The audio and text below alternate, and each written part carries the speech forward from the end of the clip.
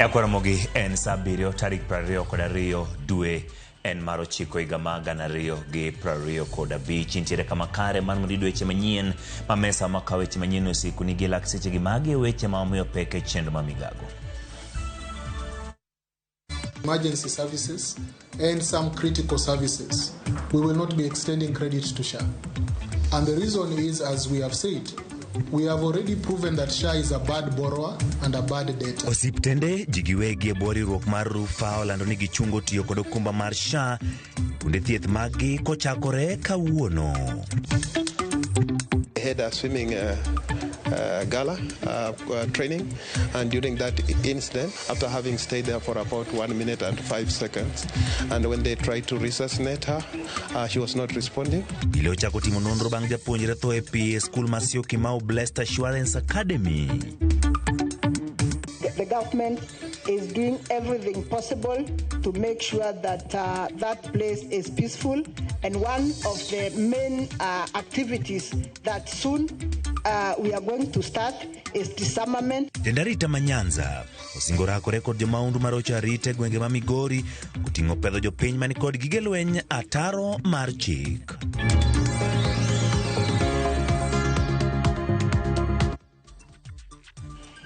Ekwaromogi nena ke intiere kanye thulen mari mar mondo migo kod mbaka riade kauchiel nono ida chiel kachiel YouTube, Facebook kachiel kod X mara Mogi TV. An minyalo chiel kachiel kokale Facebook page mara mar Ucheng Emmanuel wago kodi mbaka imi apachi weche manyien wakelo ni galaxy seche gi bed kode chakruok nyaka gi ukawa chako ene anyola moro mawuok Syokimau e county wa Machakos yuakne skul Syokimau Blessed Assurance Academy bang thigi majigni 11 wito ngimane kinde mane gitimo tiegruok mar goya bali school. Kalure kod anyola mar Jael Nabalayo giwacho nyathigi ma grade 6 no wuok dala ma odhi skul e kinde mane gi ntiere skul no Masio Kimau Blessed Academy ne otergi e tiegruok mag goya bal kama ne onime ma owito ngimane. Anyola mar Jael Nabalayo kod dwaro mondo ten skul no lerne gi malong'o gima notimore omiyo nyathigi no owito ngimane.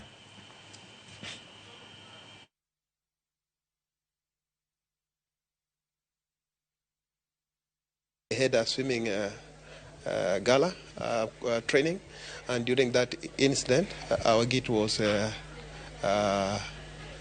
found in the swimming pool after having stayed there for about 1 minute and 5 seconds.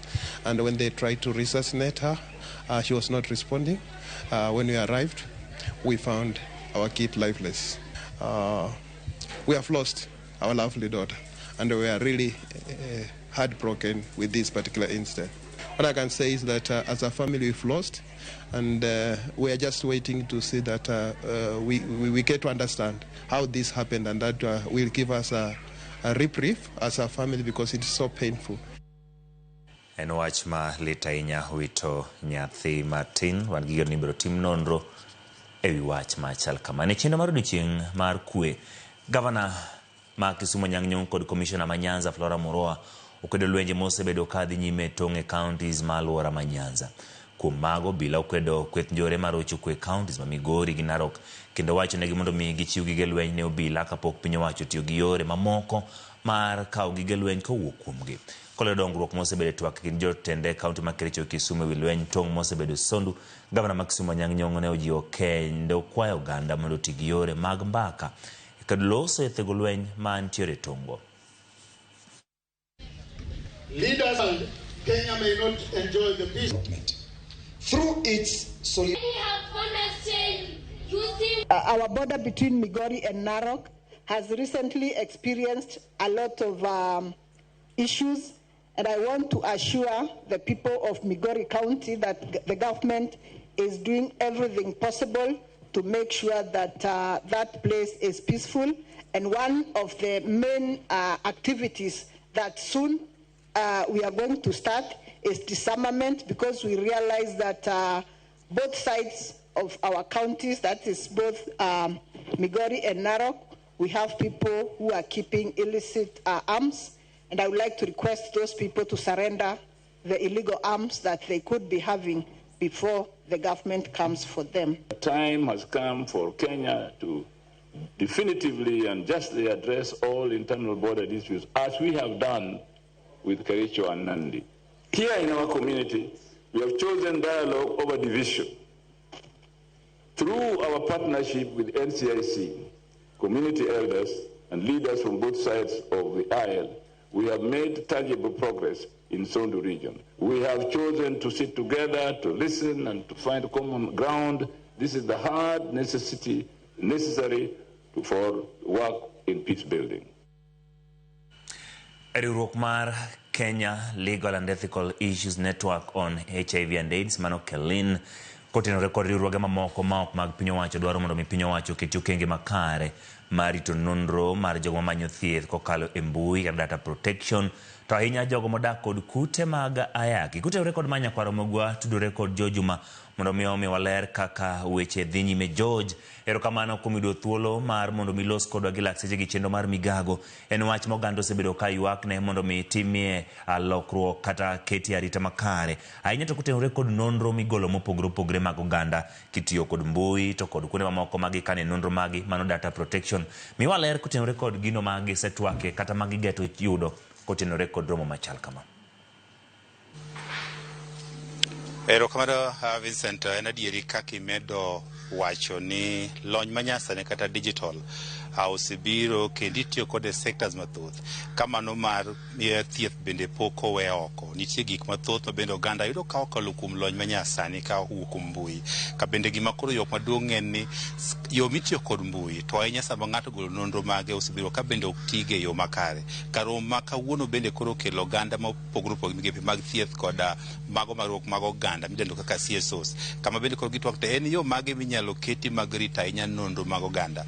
To jogo ma bende osewuok oko mar manyo kata yo thieth yor mbui, ere kaka inyalo rit ratiro margi. Kapok aluongo ng'ama dhi wuoyo gani king'iyo nonro kata report manotim kod United Nations on Drugs and Crime higa mar 2020 noyango ni piny Kenya, jo Kenya joma sando ji ahinya kidhi e mbui mar X, yani gin bullies king'iyo gi e piny mangima. Ka bende mos ji mang'eny sama manonro gi mag yudo kata mane X gionge kod kwe, mouse kelo luoro to ahinya mondo mi oganda mathoth koro pok wuok oko mar ahinya samoro nyiso kata mana manyo lony mathoth kata nonro mathoth ka okalo kuom mbui. Adwaro mondo wuok kod mokom ji lony mang'eny ta ang'o mwatimo.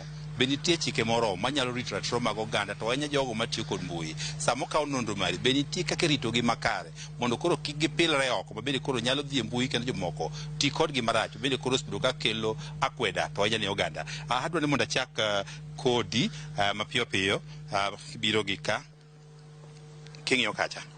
Adwaro ni chak gi nyinge watwak e weche mag rito ratiro mag oganda to ahinya weche mag thieth kokalo kuom mbui kata lony manyasani to ahinya ne jogo modak kod kute mag ayaki. Wasono jogo ma samoro koro nonro magi wuok e mbui kendo itiyogo marach, moko osebed kayanyo, moko kata mana kawo ngimagi nikech nonro magi odhi e mbui kachacha. Kaka un joma nie sekta ni, ma en midhiero mwantiere godo. Ang'o maduong' monego tim mar rito ratiro mag oganda to ahinya mago manyo thieth ka okalo kuom mbui kata lony manyasani? Erokamano, nyinga Gloria Ochola, atiyo gi migawo moko mar sirikal miluongo ni Tunaweza Empowerment Organization. Tunaweza Empowerment Organization wakedo ne ratiro mar oganda yor yudo thieth sama kare e yo mowinjore kendo e nengo mowinjore. To wasefwenyo ni kama watiyo gi lony manyasani mondo oganda oyud kaka inyalo thiedhgi kendo ginyalo yudo weche kod tudruok maluwore gi chal margi e yo moro amora obed tuo moro amora osebedo matek ahinya ka jamoko kochiwore ni mondo gigol wach kuom kaka gi chal margi chalo e tuo moro amora to jomoko kawo opportunity mana mar tiyo kodgi man mondo duok thirgi gidog piny kata mondo oyanygi kata mondo owuok kuomgi marach kata mo discourage gi mondo gidhi mbele gi thieth manyocha giyudo. Koro sani ka wabedo kaka wuono gima watemo timo en ni mondo wapuonj oganda ni en lony maber kendo en lony manyalo kelo thieth machiegni gi ng'ama ni mabor kata ng'ama ok nyalo yudo information kuhusu thieth manicho dwaro cha. To bende wapuonjogi ni koponi ng'ato okalo ni e yo machalo kama kata owuoyo kuomi marach kata gima ni temo wachono okele yo mopogore mane paro ni onyalo kele to magi e kidienje kata yore minyalo tiyo godo mondo idonje ne ng'ani kata mondo iumri godo to protect godo yourself mondo kik otimni anjao mamoko manyalo miyo ihinyori kata kuom paro kata iweyo yudo thieth mancha ne yudo kokalo kuom mbui. Waseno samoro kaka ng'ato dhi kaka tiego machalo koda ma okelo nonro mage kata nadak kod kute mag ayaki kama to bang'e ndalo machuok kendo ka gigi samoro odhi e mbui kochacha. Un kaka joma tiyo kod jogi fuok ni kanyo miyo kunya kata jok nyarit nonro mag jogi tang'o muketo marito nonro gi?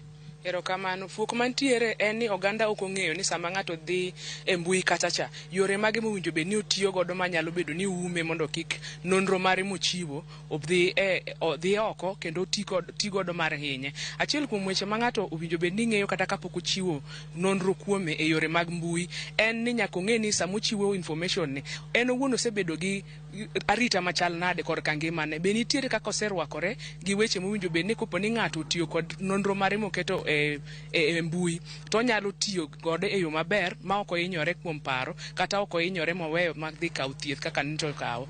Wan bende watemo jiwo oganda niya, sama ng'ato keto wachne mar thieth e mbui tiende ni en ng'at moseyangore kendo oserwako kata ka in tuo mar ayaki kaka mane penjo no oserwako mosewacho ni an kamae kaka koro adwa dak tadwa jiwo jomamoko bende mondo odag e yo mowinjore. Koro tiyo gi nonro mare moketo e mbui ni mondo ihinye godo mano tiende ni idhi oko mar chik kendo sirikal oseketo bende chike marito joma chiwo nonro margi ok mana mar kute mag ayaki kende kata mana mar diabetes kata mana mar tuo mar paro kata mana mar tuoche mamoko kendo ma ng'ato nyalo chiwo nonro. Sirikal osekelo kaluwore gi Data Protection Act manyocha ne oked 2019 ma bende umo ng'ato ka ng'ato. Nitiere chike mamoko kendo ma bende oseketi ma umo ng'ama yudo information ni tiende ni ng'ama kawe mar wake ma dak kode kendo nyalo yudo thieth bende kata ng'at ma chiwo information ni bende. Alafu nitiere bende kaka owinjo bed ni sirikal bende ume mondo kik ji ti kod information mochiwo ni mar hinye kendo thiro thieth manyocha noyudo. Erokamano kuom ler makamano. Wachie kod apisa mochung' ne weche mag kedo kod landruok mag kute mag ayaki e kaunti ma Migori. King'iyo kacha kiyangonwa gi nyingi thoro maduong' en kaka wanyalo rito nonro mag oganda to ahinya mago mamanyo thieth ka okalo lony manyasani kata mbui to ahinya mago modak kod kutego mag ayaki. Chike nitie, be oganda ong'eyo chikegi ka tero wach moro kama ng'ato oketho nyinge e mbui kata ne samoro an gi tuo machal kadama, gin okenge magi monego kaw, be oganda ong'e gigie? Erokamano. Nyinga Eliza Owino, an daktari mochung' ne HIV prevention e Migori County. Kaluwore gi weche mag mbui waduto wang'eyo ni piny odhi digital, and so kata mana health matters wasedhi digital. Chon ne watiyo go tese gi registers gi gik mang'eny mondo wakaw information mag ng'ato, to nikech piny odhi digital koro watemo sani kata Kenya mangima ok Migori kende tiyo gi digital health mondo konywa.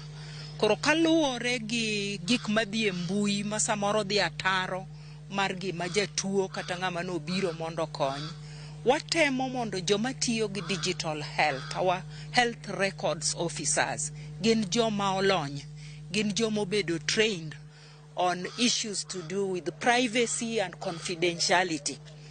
Oro gitemo nikech lony margi mondo wach moro amora ma jatuo kelo kata ng'ama odagi kute mag ayaki owachone odong confidential nyaka chieng'.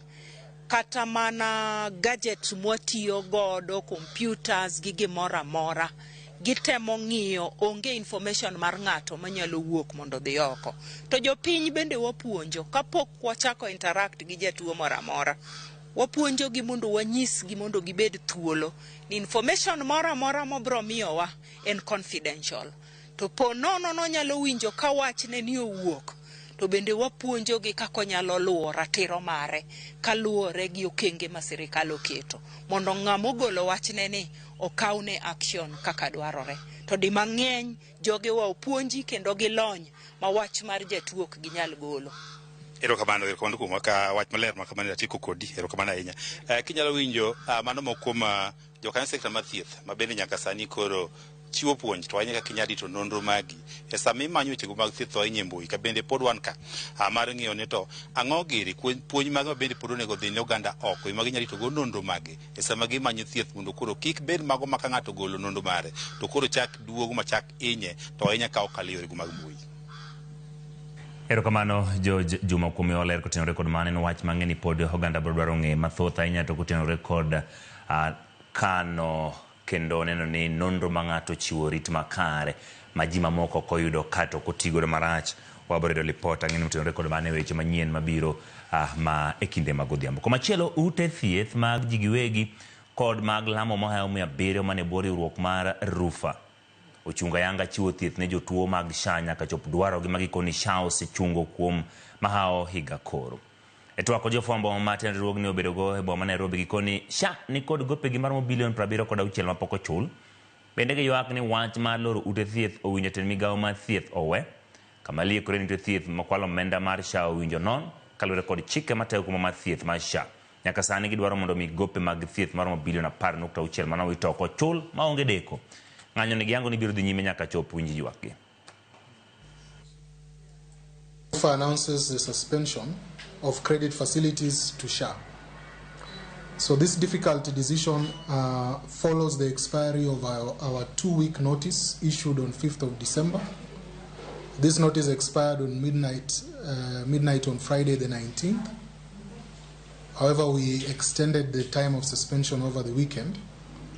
But this morning, because there has been no reach out to hospitals in Kenya by the Ministry of Health or the Social Health Authority, SHA has failed to address the issues that we raised 2 weeks ago and issues that we have raised over the last 1 year. And therefore, they have left hospitals in a state of financial paralysis. Kia Agosti mwaka huu, SHA inadaiwa bilioni 43 na hospitali. Huku bilioni zingine 24 zikiwa zimekwama katika uchambuzi. Hospitali sasa zinabeba mzigo wa bilioni 76.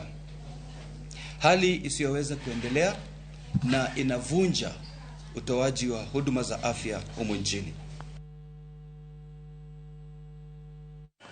Jatelo ma kanisa moke kaunti ma Garissa kwa jodak makono mondo ojiukwe e kinde ma piny Kenya koro chomo yiero maduong' ka giloso kinde yango duchi makwe piny mangima. Jatelo kwa rowere mondo bed motang' e kinde ma gitiyo kod mbui mondo kik gikel lwenje mag dhoudi kokale ote ma nyayo tulo. Jatelo bende osemo josiasa moke kaunti kendo nyiso gi mondo giwe tiyo kod weche lo kod maundu magere kelo tulo e kind jodak makono. Naona tukianza vita. Naombeni mkae.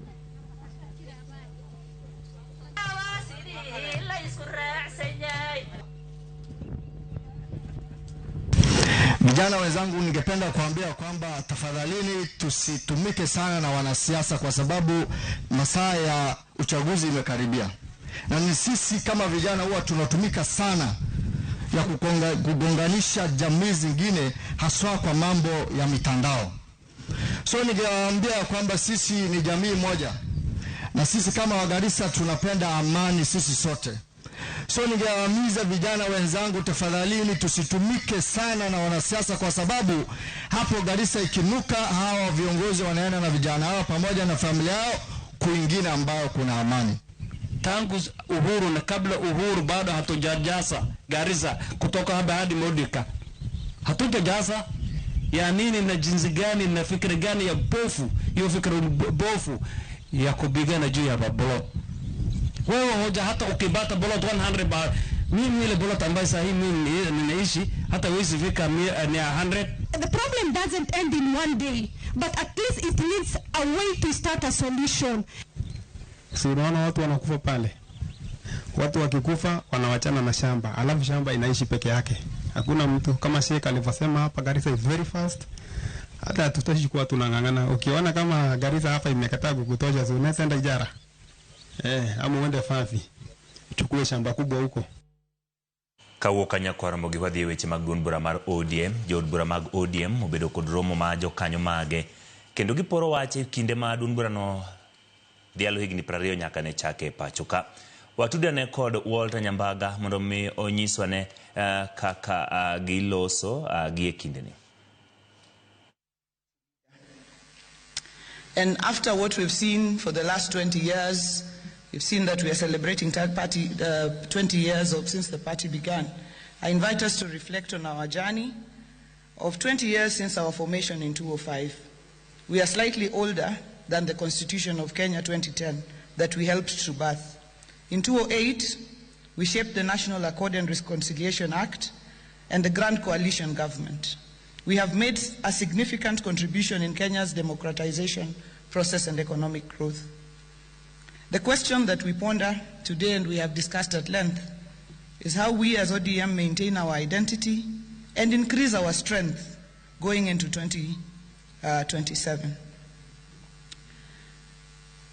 We are the only party that has fully participated in 4 general elections uninterrupted after its formation in 2005, in 2007, 2013, 2017, and 2022. We have shaped the electoral jurisprudence in presidential elections. Our party has a clean bill of health. In July 2024, the Registrar of Political Parties declared ODM as the only party in the country that operates legally within the requirements of the law and the Constitution. The party that has fulfilled the legal requirements and obligations in the Political Parties Act. Our ODM books are up to date and in good order. We have been given unqualified audits ever since we started being audited, and that is credit to our very, very strong secretariat. I see the ED here and our finance director, Mr. Kawino. We have elected members across 6 of the 8 former provinces in Kenya, in Western, in Coast, in Nyanza, Rift Valley, Northeastern, and Nairobi. ODM has 15 elected governors. The ODM party has a strong youth league and women league, as well as this disability league, and has become we were the first political party to actually form our political league. We celebrate 20 years of resilience, growth, and political stability. 20 years of good leadership that has nurtured young politicians into political heavyweights and built a strong political institution that continues to grow by the day. One of the things we'll be launching during the youth event is the Raila Odinga Academy of Leadership. We will be launching the Raila Odinga Academy of Leadership so that we just don't speak of having gone through that academy, but we have a real academy that will bring forth even more leaders. And that is one of the things that Baba will be launching during our youth event in Mombasa. On institutionalization, ODM became the first political party in Kenya to own land that houses our headquarters. This followed acquisition of our land in Lavington in 2019, where our current headquarters are situated. We thank our party leader, Baba Raila Amolo Odinga, for your visionary leadership of the ODM party. It is not easy, and it has been mentioned by various speakers. Baba has steered the ODM party to great heights in the last 20 years, and we commit to continue to push as a parliamentary group and as a party to continue to remain strong. As we prepare for the upcoming by-elections and later for the 2027 election, we need to reflect on what has been in our past. We must look at the past to inform the future. This analysis is important as we draw the PG membership from elections. If you look at how we have grown as a party. Mano en romo mar jod bura mag ODM. Gibedo kodo mag jokanyo magi kendo ODM poro wach nikech ODM chano mar biro hingo higni 20 chakre ni chuge pacho ka nyasi biro bage e county ma Mombasa. Boma ma Mombasa kendo gintiere kod romo. Walter Nyambaga bolos no report machal kamano. Ogai maduon bura mar ODM Raila Amolo Odinga kendo ni biro twak iboydo kuku to kod fwambo mare weche manyien mabiro. Ka owuok kanyo wadhi Kajiado. Jo Kenya kwa mondo nyakwe kinde ma piny Kenya ikore ne yiero maduong' mar higa mag 2027. Jotelo mopogore opogore wacho ni ting' mar oganda duto nyayo kwe kaka en okang' mar geng'o maundu kendo jiwo kanyakla mar oganda jo Kenya duto. Rowero kwa mondo bende ondikre kaka joluto ombulu mondo konygi e chenro mar timo yiero makare kendo yiero jotelo mag dwaro ka jotelo mag siasa maketo piny owacho tesre bende wacho ni okang' makare magolo jotelo ma jopiny ok dwa en kokalo e yiero to kokalo e maundu. Jotelo mamoko bende medo ni jodak ma Kajiado bed machiegni kod weche yiero ma piny Kenya mangima kar bedo mana joneno Otima kamagino chwale kinde nyasi malamo ne kanisa Martin Revival e boma ma Kajiado.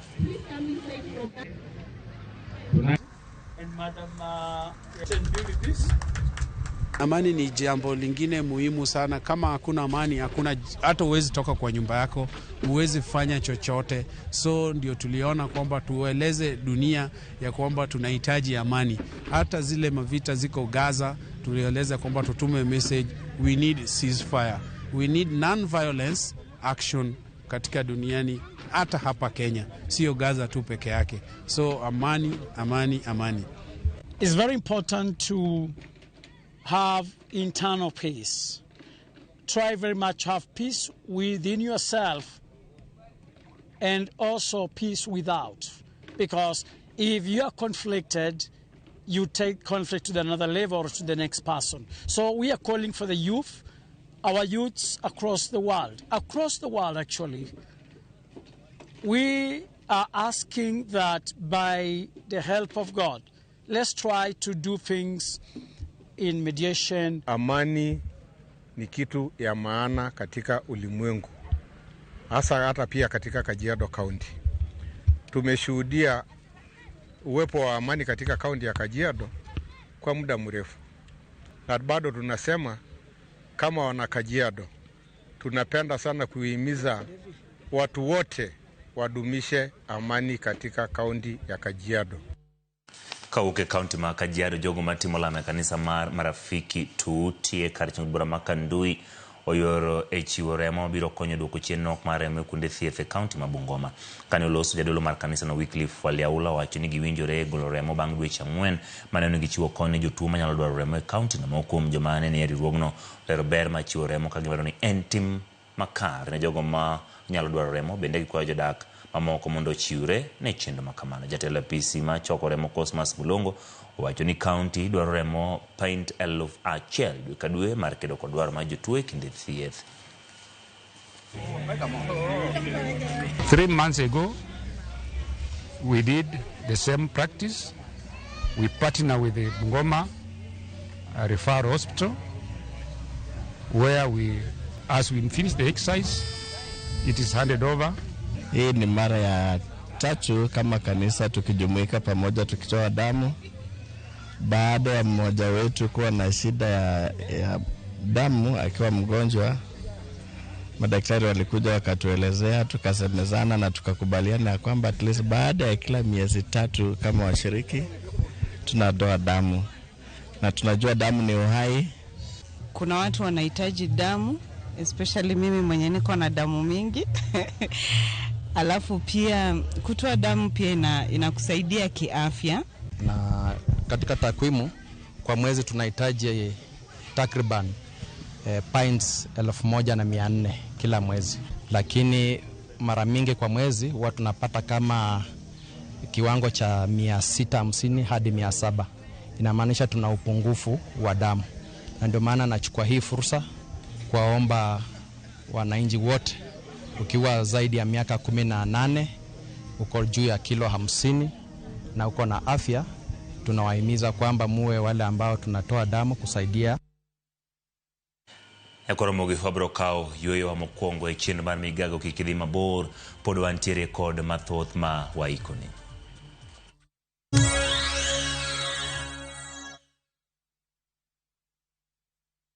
Nisayudo nyudo nikelo nyako chia cholokore nyeje lunga ni sandi nango nyako chia mimi giere kondo jalo siko kacha ndigi mon nyako chia utemo kadhano.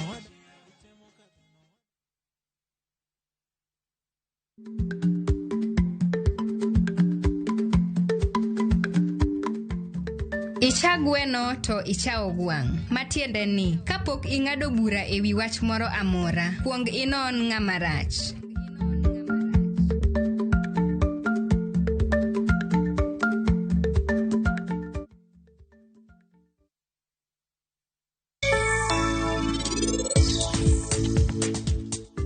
Kaponi ano kabiyudo parinit ka wuone odni, to eno biro yeni anga. Parinit, wachna en ang'o momiyo biro kae sani? Ang'o marach? Gimoro amora rach, Rajiv oyudo accident. Ang'o? Oyudo accident? Kawuono ni initimo richo maduong' nikech ne miwa Parinit owuok e odni. Kawuono ni inikalo kiew. Ere kaka Sanju biro timore gi wach mar Niti? To kendo ere kaka Rajiv biro timore gi wach mar Pari? Ana biro timo ang'o? Nyasacha, ma en tugo mane matugo ni? Buy Smarter Bundle today.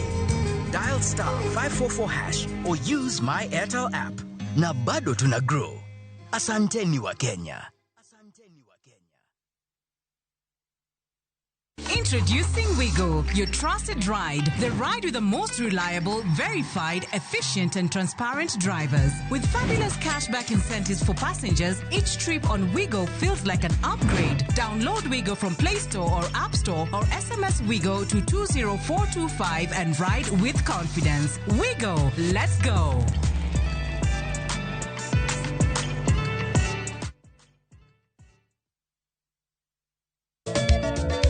Machigni nyakoromonga juange chenro mar Goma Owake. Wok ticha kelo ni mix bokwe. Ekaito tichario. Reggae wake, yani tunaongea na Majaa Rastafara. Alafu Teacher Dek na kwa mwaka juang akelo ni maana yani ngeni bakagiwa sani. Teacher Ngwena is kama nene, yani kitambo zama za kale. Alafu Friday, si unajua tu Friday tutafanya namna hii, kwa mwaka juang Friday sukuzo wake. Sapara kidaka paga beat nyaka sapaga rio kod an PDG Papa Vic, yani ukipenda mzee kijana.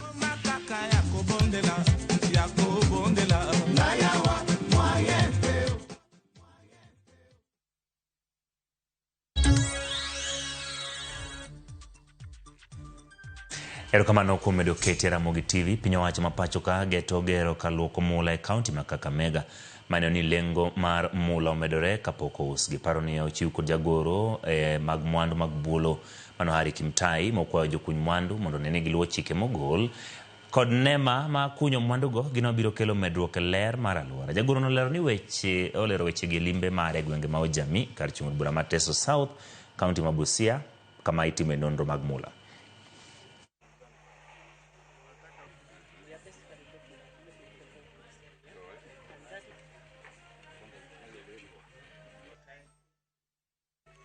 Like gold, for example, we are building a refinery here in Kakamega.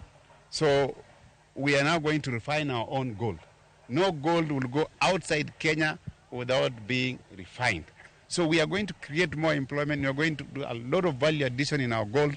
So it is about compliance, and especially those who are mining. We've said declare what you have. For additional miners, the cabinet decriminalized additional mining. So if whatever little you get, come forth, declare what you have, and pay the royalties, and you export or you process your gold to the next level. Tunaelewa kwamba haya maneno hayako tu hapa peke yake. Tuna story ile ya Bumutiru in Butula na area zingine. Kwa hivyo hii ni kama mwanzo wa kutusaidia vile tutafanya hapa, tuende kule pia, na mahali popote kuna uwezekano wa kupatikana madini tuweze kuhakikisha kwamba tunashirikiana kufanya hiyo kazi kisheria. Pia tumesema kwamba wakati hii kampuni inafanya hapa mainstream drilling, kuna wale wachimbaji wadogo wadogo, na kuna sheria inasema kwamba pia washughulikiwe, waachiwe area yao na wakuwe license na county government. Kwa hivyo hiyo pia tumeelewana. Wadhi county ma Siaya piny owacho singo ni gedo marulalo madhogoe matudo Usenge kod Loka magota Gulu biro rumo dwe mar Ang'wen higa manyien mana kaka ne osechan e bero weche mag wuoth kod ohala e kind jodak ma Loka ariyogo. E sach limbe marango chenro mag dongruok mitayo kod piny owacho mamalo motelo kod commission e county ma Siaya Robert Ngetich ne ginyiso geno margi ni gedono biro rumo e budget mane oketne, kendo en gino mabiro kelo fuong'ruok e jodak maluora maimbo kojiwo contractor matayo gedono mondo miyo chwal gedono mapiyo. Kinde ne gisingo arita makare kinde ma gedono dhi nyime e dhogoe.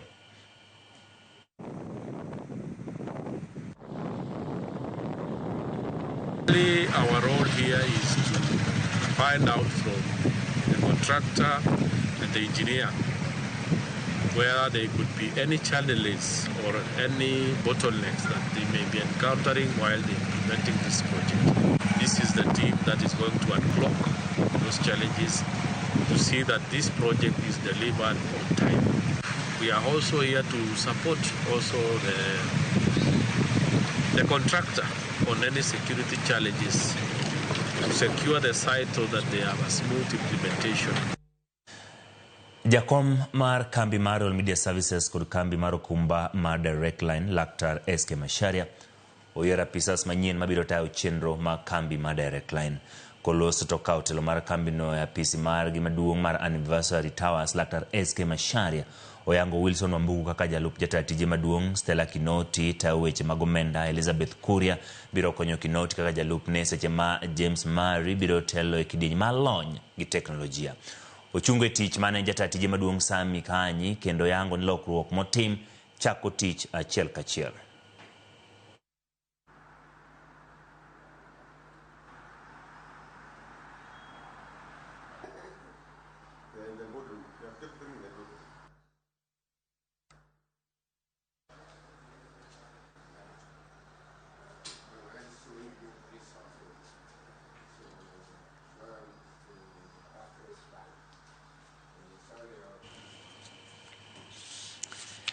Jogo ma ni kod ng'ol koro dwaro mondo piny owacho chun kembe ni nyaka ketie tim pen chik ma juono ni ji mane gi ng'ol bende ondike lemo mag tich. Kopogore kod ma, bende mokum jopuonje mag skunde ma puonjo jopuonjre mane gi ng'ol ywak ni chik mar somo oketie tim ahinya to wi kaka ichwalo omenda mag somo. Judith Omondi lero matut. Nyairicha Special School, achiel kuom skunde mag piny owacho mayudore e kaunti ma Nyamira, skunde makinde mathoth paro ok bi ka bende yudo somo kendo ikedo ne ratichgi mana kaka ikedo ne skunde mamoko mag piny owacho. Gedo gi oko nenore maler kendo kata mana gi iye kombe bet nenore ni nitie rang'iny maber ka ipimo kod skunde mamoko mag piny owacho. Kata kamano nitie ma opondo ma ok ding'e mana ka opimni. Japuonj maduong' mar skundni nenore japuonj man kod ler kod geno mar telo ne jopuonjre ma hao 200 manie kar tiegruok ni. Kata kamano omenda mar somo pod en chandruok magikale ahinya to kaluwore ni thoth jopuonjre gi donjo e skul ka hikgi ng'eny kendo kalo lai mar jopuonjre ma owinjo yud sir mar somo kowuok kuom piny owacho. The capitation sometimes it delays. And you know these learners, once you have opened school, they must report in large numbers. Reason, they know that at school is where they get food. We have learners who are aged, but in the name is they capture learners to a specific age, which makes it difficult to capture these learners who are aged. Nyaka ne telo mar Kenya Kwanza donji e telo, jopuonj ma osendiki hawa 100,000. Kata kamano, ler pod ok owuokie e kwan mar jopuonje ma itero e skunde mag piny owacho man kod jopuonjre man gi ng'ol ma opogore opogore. Like 7 teachers in a school which is having 131 learners. These learners, like the autism class, we are supposed to have a teacher one-on-one with a learner. But apparently we only have one teacher in autism class. They need equipment. Nikech ing'eni nyithindo gi mondo mi wach ni segero ni school, that is not enough. Gidwaro assistive devices manyalo konyo gi, maybe gik moko kaka wheelchairs, gidwaro brails, gidwaro so many things. E pend chik manyien mar jogo man kod ng'ol ma jatend piny William Ruto nyicha ochuo wiye ko kedo mar 5 higani, nitie dwaro mondo mi kambi ka kambi mamiyo ji tije owinjo mi ji man kod ng'ol thuolo mar 5%. Bende oyango ni onge jal man gi ng'ol ma owinjo tuon somo e rang'iny moro amora. Pend chikno bende olero malong'o kaka owinjo ber gedo e yore duto mondo mi jogi oyud tich mayot. Thoth chike mag ywak ni pok oketie tim nyaka kawuono. Kae makoro nego bed ni wateme matek mondo mi nyithindo gi kwaseng'e ni sirkal osetimo manyalo to ensure ni nitiere inclusivity mag nyithindwa gi, to koro bed a responsibility mar a caregiver, obed janyuol, obed guardian, mondo mi wane ni nyithindwa gi duto te watero gi enroll gi e schools ma relevant gi their unique needs. Ka koro bende gidwaro mondo mi piny owacho orid chike ahinya to mar neno ni 5% mar ji ma indiko gin ji man kod ng'ol ma opogore opogore. Kambi ka kambi onego ndik percentage 5 kuom 100 mar walemavu samora mora ma gindiko. Shida ma yande wan go ni ji matin manosomo. To sani indi yudo ka walemavu go be sani koro satemo somo. Dwarore ni mondo sirkal otem matek mondo neni kembe ka kembe timo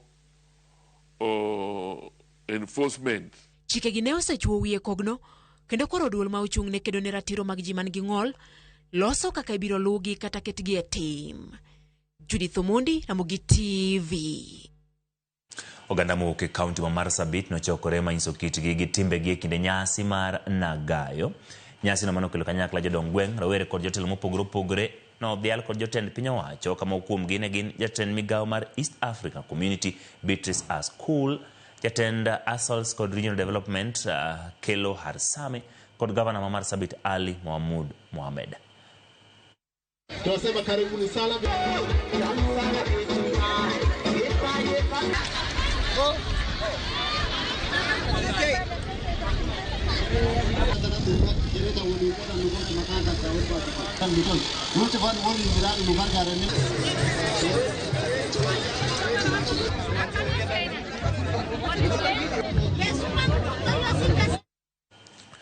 Kodong Mandala Beach sani kondala ngwen to duon bura mar ODM timo welo mare moteno yiro madunde kar chungod bura ma Ugunja kod Makasi Paul jochung koro kwayo duol matayo yore duon bura mondo bi otim ratiro eyo manthuolo kendo moriere weche mag timo welo. Walter Nyambaga miyo mathoth. E kar chungod bura Makasi Paul maromo jochung abich koro biro pimore ngufu e manyo tiko mar ODM tich abich manyien e chenro mar welo mochan bagi tarik 24 juma manyien. E kata kamano jochung ni kod ywak ne duol matayo yiero mar ODM. To onge kuo mora mar kura mar ODM madhi timore this time in this nomination. Wadwa make sure ni wachiero chama mobedo chama ma ka ng'ato nitiere gi gombe chama tiyiere gi jopiny to tiyo ne jopiny. Ni nitiere jotend party officials Makasi Paul to gi mar county to gi mar national mowuok oko mondo interfere gi nomination mar ODM. Jopiny Makasi Paul mabiro bedo jotheke welo makamano dwaro ni mondo otime kod kwe chenro no magisiemo joma nyalo donjore kode kendo rocho chenro no. Baka ODM nyakwago kendwa kaka wanjo ODM. Guidelines moko godo mbulu nyaka wane mwafoj kendwa kaka jo ODM. So weche moko mandeno katemo liekore ni list mono chako ringo mag polling officers and the POs gin weche ma want to first of all wadana kwed gi okang mamalo. To e kar chungod bura ma Ugunja jochung bende ni kod ote margi ne ODM. Miwa thuolo mondo jo ODM oyier ng'ano ma gihero gadiera. Bende wakwayo jopiny ma Ugunja ni kwadhi e yiero to wayier maber kendo wayier kwa ng'e ng'ama wayiero kik wayier ng'ano mana mawachnwa ni ng'ani oromo. Kalore kod ywak ma osebede kendo duond bura mar ODM temo kimedo tesende ariyo mag lutombulo. Lutombulo koro koni gidhi tiyo kod thuolo no mar yiero jatelo mondo opong' negi kom Ugunja mosebedo kanenono kuom thuolo malach. Ma ambira karwa ka wabrodhi kamiluongo na ambira Chiefs Camp. Ugunja dwaro jalno manyalo deal gi jo Ugunja e yo makare mapache leo. Wan wahero mondo joma neutral kendo joma ok okawo komora mora emochung' ni yiero ni. Ne wach ni wadhi yudo duoko ni e kinde makare kapok otim by election.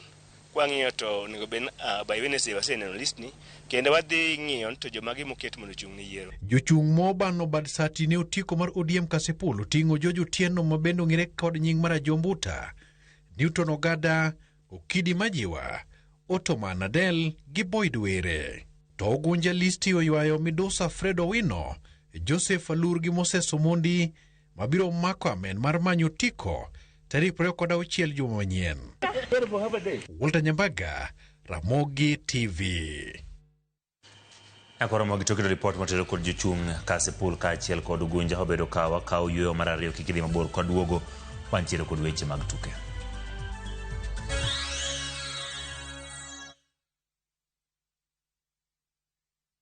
Turquoise waters whisper calm, coral reefs sparkle in the sun, and every sunset feels like a private show. In Malindi and Watamu, the low season is your chance to escape the rush and connect with your partner, your friends, or with yourself. Discover coastal trails, dive into crystal clear waters, or simply unwind as the ocean hums softly in the background. From only 36,100 shillings for 3 nights via SGR, your hideaway is closer than you think. Book today and pay in comfort with Lipa Pole Pole. Visit VUtravel.com or call 0703 254 254. VU Travel. Dream, explore, discover.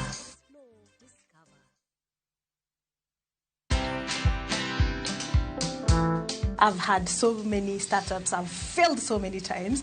I always say I'm a master of failure. I actually have a part of my